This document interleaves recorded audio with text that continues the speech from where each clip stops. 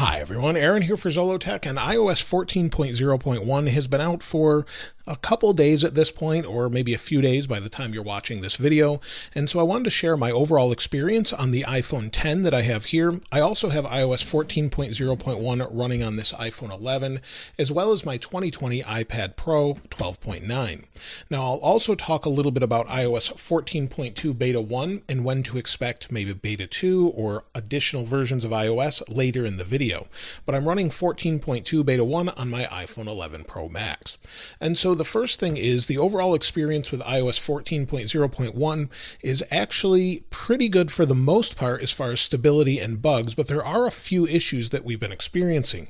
And I say we because this is actually my daughter's iPhone 10, and I'm running this on my iPhone 11. And since this is her full-time phone, I thought I'd share it with you as far as battery life, show you how it's doing, and talk about bugs that are going on. And so the first thing is a couple weird bugs that are happening. And I'm seeing you mention some of these in the comments as well. And what I mean by that is it seems like volume will randomly change when it's plugged into an audio source or just using audio in general. It may randomly change on its own despite the volume not showing that change. So the volume could go up or down and it may not even adjust itself on the volume here. So it's kind of an odd problem that some people are having. And then also Siri is not working sometimes when you say the word hey in front of it. And so it seems to be hit or miss, at least on this iPhone 10. Now, if you have sound recognition turned on, that new feature that's in iOS that recognizes sounds like doorbells and things under accessibility, and then you go down, if that's on, Siri won't work that way anyway, but if it's off, it still should work as long as you've got it turned on in your settings. Now, the overall experience, other than what I already mentioned, things like the camera seem to be working just fine, and no matter what phone you're on, it seems to be okay, especially the iPhone 7, where initially it was a black screen. They've fixed that with iOS 14.0.1. So most things are working well. iOS 14 had some bugs. They resolved a bunch of them with 14.0.1. However, people are still having issues with that clock widget. So if you're using the clock widget, I'm not actually using it, but let's go ahead and add it here. So if we're using the clock widget, if we go down, go to clock, and maybe add this widget, oftentimes the time is just not keeping properly. So it's not showing up properly. It's a little bit behind. Now you do have to set it to the area you live. You'll see by default, it sort of sets it to Cupertino. Let's try that again. You'll see it says Cupertino.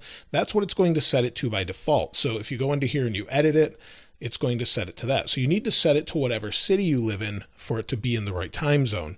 But it seems to lose time. And that's because widgets update based off when the developer sets it. So it could update every 30 seconds, every minute, and I think that's to save battery. I'm trying to clarify that. But at this point, it seems like that's an issue still for a lot of people. In fact, a lot of people are having their widgets blink from time to time. So maybe they're blinking on the screen, whether that be where you're setting widgets or things like that. And then other times, just widgets are acting a little funny. But I think once Apple releases maybe another update, this will be resolved. Hopefully it will. It's still not resolved on iOS 14.2 either. Now, some are saying that messages are not working properly from time to time, such as voice to text, just not working. And I've seen that on iOS 14.2 also. But then also others are saying that the keyboard is lagging. So when you're typing something, hi, how are you today? It seems to be working okay, but sometimes it's not. So for some people, depending on the device, it even could be the 11 Pro Max or the newer devices, it's still lagging from time to time.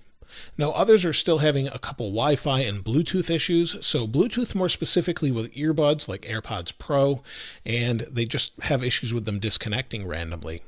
And then other than the issues there's a couple people with mail still having issues, not being able to delete email. Notifications are showing unread when the email has actually been read. So Apple, I think, might have just given up on mail at this point. I still have issues on my iPhone 11 Pro Max with mail. Most of the time it's okay, but I even see this on macOS as well. So there's definitely some issues they need to resolve with mail, and hopefully we see that fixed pretty soon. I see so many complaints about that, and hopefully they fix it. Of course, you can change your default email app now, so if you want to switch to something like Spark or Spike or Edison or Outlook, you can do that and set it as your default as long as they've updated their app. And then a few other people are having issues with CarPlay, whether that be lagging or it just not working properly altogether. CarPlay is not working properly for a lot of people. And so that seems to be an issue for a lot of people on this one. Now, as far as iOS 14.2, well, iOS 14.2 has been mostly good for me. I've had more issues with Bluetooth than anything else. So for example, a lot of people have noticed my Tesla app. That's actually the key to my car, and when I get near the car, it allows me to open it and unlock it. Sometimes it just loses connectivity, and I actually have to turn off Bluetooth, turn it back on, and then it will work again. I haven't seen this before on iOS 14, just 14.2 betas, so I'm not exactly sure what that is. And then I did a video earlier this week talking about the experience I had on my iPad Pro, where I actually downgraded it to 14.0.1, and the reason was this particular update wouldn't allow me to charge it. So I'd plug in the Lightning, or the USB-C connector rather, and it wouldn't charge. The only way I could charge it is with the pogo pins on the back using the keyboard until I downgraded it. So there was a weird bug with that, and a couple other people said they saw that as well. So I'm sure that'll be fixed in beta 2. So those are the bugs that the majority of people, if they're having bugs, are having. Not everyone is having those issues, but quite a few are. But let's talk about battery on iOS 14.0.1.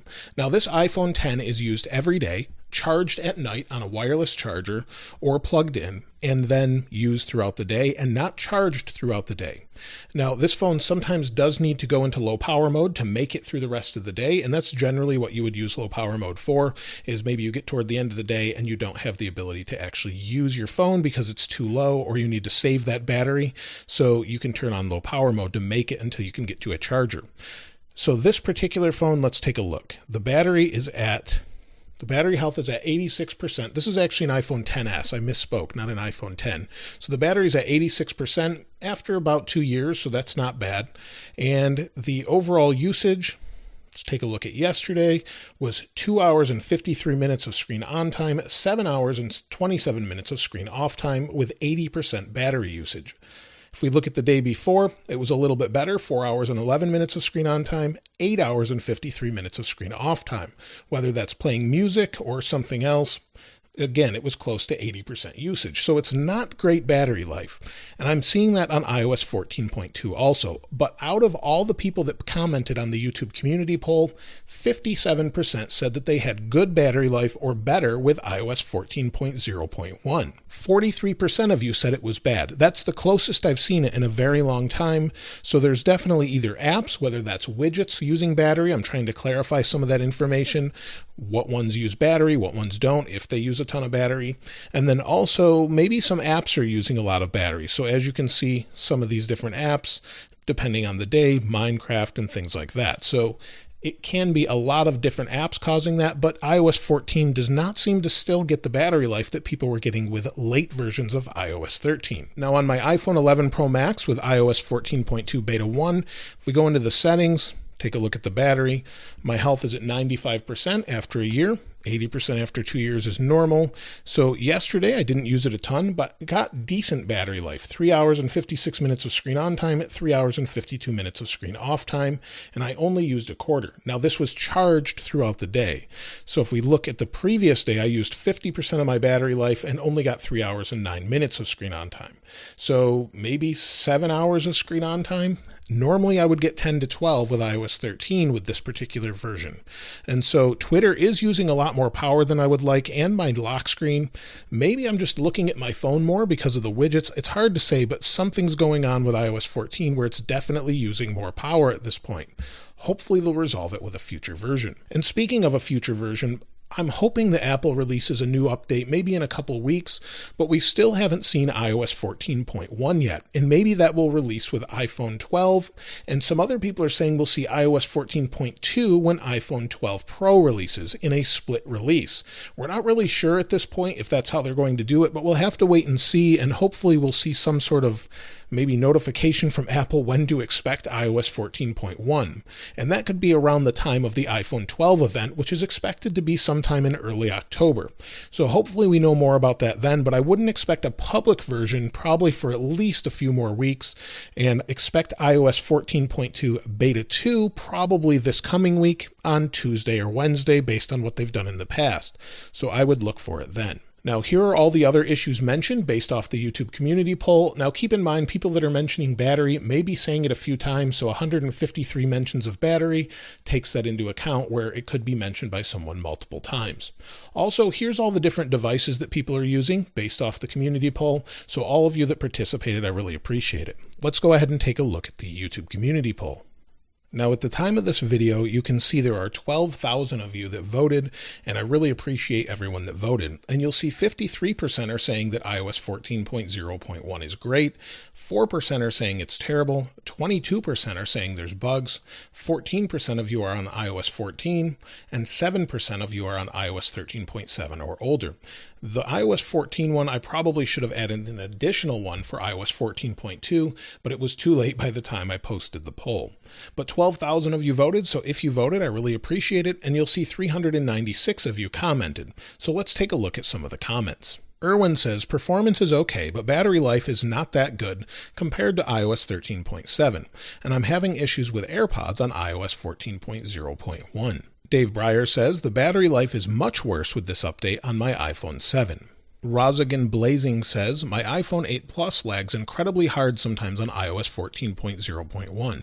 While some of you did say that it lagged, it was half of the people, or half the amount of the people that said it lagged on iOS 14. So it's definitely seen some improvement there, and hopefully it gets better over a few days. Vishal K says, automation that involves Siri speech is still broken. It has been broken since the iOS 14 Beta 7, still not fixed in 14.0.1. I also faced issues with the autofocus while using the camera today. All of a sudden the camera fails to focus and blurs out. I'll then have to move the camera around to focus to other subjects and then focus back again, and then it would work. Also, the widget stack I have placed on my home screen would disappear unexpectedly, and the swiping between screens would bring it back. There are many small bugs like these that need to be ironed out. Otherwise, the overall performance of the phone is good and also getting decent battery life. Kartik says iOS 14.0.1 is great on performance and Wi-Fi disconnection fix, but my phone heats up frequently and gets somewhat better battery sometimes than 14 and then drains quickly sometimes after 14.0.1.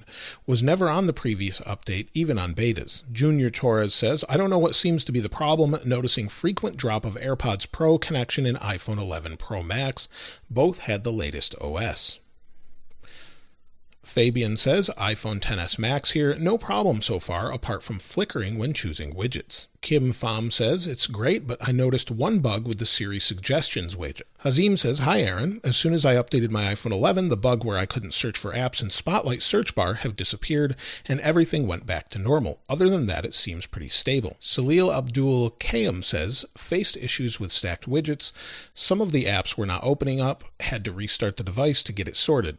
Also, battery consumption is increased, even on the home screen. Device is iPhone 8. I'll read a couple more. William said, iPhone XR, iOS 14 had some bugs, initially app glitches, etc. iOS 14.0.1 is okay, but still having some bugs with Instagram and other apps that probably need updating. Only one big bug still needs fixing, and that is the clock widget. It's not in real time.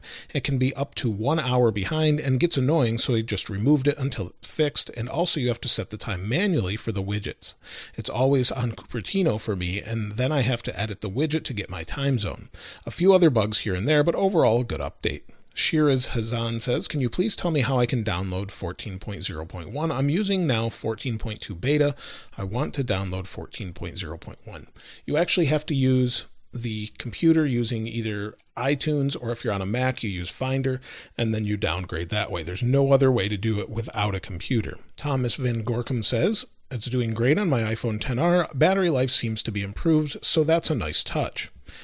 ZB87 says, battery life has spoiled it for me. It's expected to update to iOS 14. Reason I bought the 11 Pro Max was to have amazing battery life. I will not settle for 2 to 3 hours less screen on from Apple updates. I predicted the battery would have a hit on battery life for iOS 14 back in 2019. For people to say that battery life doesn't matter, or why stress so much, look at all the comments, mentions of these battery life during the poll. Majority of it is about battery. And so for me on the battery, personally, it's not a big deal to me because I have a charger nearby all the time. But if you don't, it's going to be a big deal for you. But as far as overall battery life, I still can make it through a day and just put it on the charger at night. So if gets to the point where I can't do that, then yes, it would definitely be a concern for me compared to what it is now. And so that's it for iOS 14.0.1 and iOS 14.2 Beta 1. Again, look for iOS 14.2 Beta 2, hopefully on Tuesday or Wednesday if Apple continues to do what they normally do. And then again, of course, I'll do a news update on Monday unless something else is released as far as an update. But let me know if there's anything else you'd like to know about iOS 14.0.1 in the comments below. And of course, if you'd like to get your hands on this wallpaper, I'll link it in the description like I normally do. If you haven't subscribed already though, please subscribe. And if you enjoyed the video, please give it a like. As always, thanks for watching. This is Aaron. I'll see you next time.